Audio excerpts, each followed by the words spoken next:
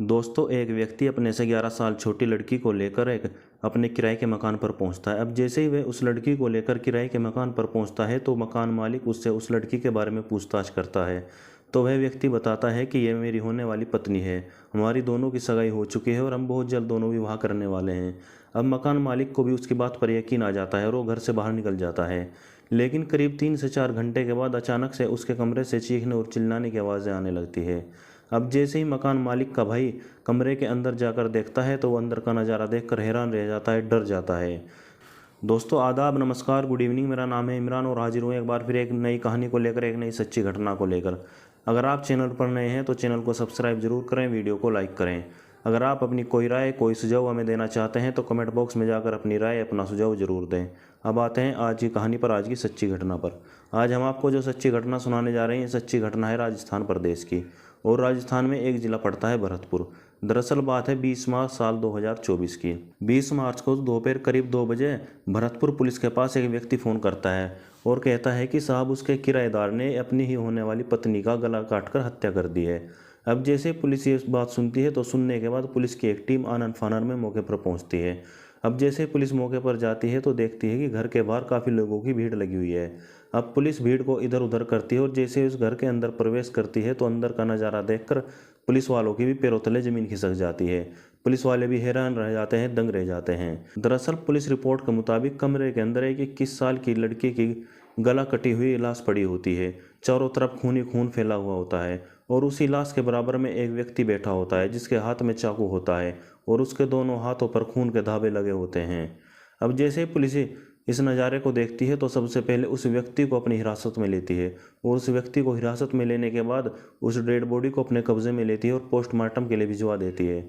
अब dead body को PM के लिए भिजवाने के बाद पुलिस उस व्यक्ति को अपनी गाड़ी में बिठाती है और थाने लेकर जाती है। और थाने ले जाकर जब उससे इस घटना के बारे में पूछताछ करती है तो वह व्यक्ति एक ऐसी कहानी बताता है जो वाकई हैरान करने वाली है, परेशान करने वाली है। दरअसल वह बताता है कि साहब, उसका नाम सोनू शर्मा है और उसके पिता का नाम पप्पू शर्मा है और वे नोनेरा जिला डींग के रहने वाले हैं।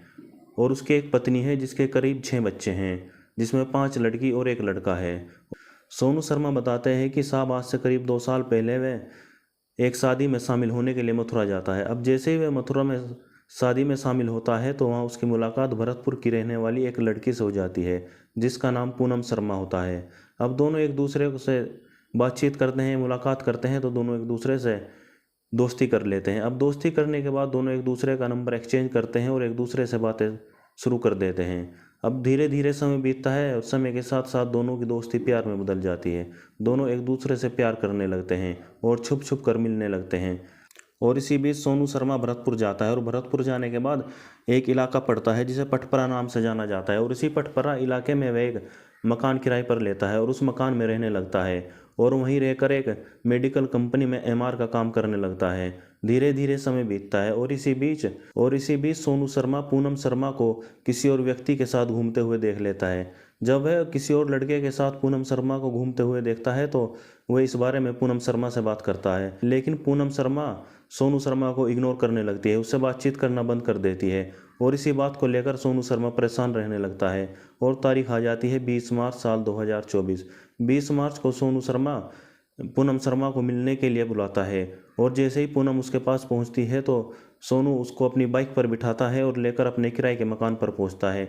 अब दोनों वहां पर पहुंचते हैं तो वहां मकान मालिक जब उससे इस लड़की के बारे में पूछताछ करता है तो सोनू शर्मा बताता है कि साहब, ये मेरी होने वाली पत्नी है, हम दोनों की सगाई हो चुकी है और बहुत जल्द हम दोनों शादी करने वाले हैं।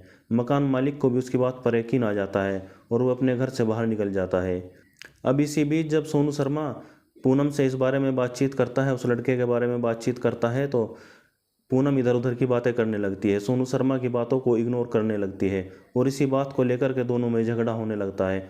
और इस बीच झगड़ा इतना बढ़ जाता है कि सोनू शर्मा एक चाकू उठाता है और पूनम की गर्दन पर कई वार करता है, करीब 8 से 10 वार करता है, जिससे पूनम शर्मा वहीं फर्श पर गिर जाती है और कुछ ही मिनटों में उसकी मौत हो जाती है।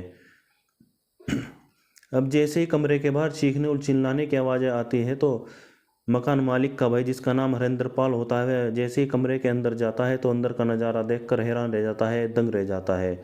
वह इतना डर जाता है, घबरा जाता है कि तुरंत इसकी सूचना भरतपुर पुलिस को देता है। और जैसे ही भरतपुर पुलिस मौके पर पहुंचती है तो मौके से सोनू शर्मा को गिरफ्तार कर लेती है। अब जैसे ही पुलिस इस घटना का खुलासा करती है तो घटना का खुलासा करने के बाद सोनू शर्मा को गिरफ्तार करती है और उस पर गंभीर धाराओं में मुकदमा दर्ज करती है और मुकदमा दर्ज करने के बाद जेल भेज देती है। दोस्तों, इस कहानी से हमें बहुत कुछ सीखने को मिलता है, बहुत कुछ समझने को मिलता है कि कैसे एक व्यक्ति अपनी पत्नी के होते हुए भी, शादीशुदा होते हुए भी और करीब 6 बच्चे होते हुए भी गलत रास्ते पर निकल पड़ता है। दोस्तों, इस कहानी को सुनाने का उद्देश्य किसी की भावनाओं को आहत करना नहीं, बल्कि आपको जागरूक करना है, ताकि आप भविष्य में होने वाली किसी भी अनहोनी को पहचान सकें और उससे बच सकें। दोस्तों, फिर मिलते हैं एक नई कहानी के साथ, एक नए एपिसोड के साथ।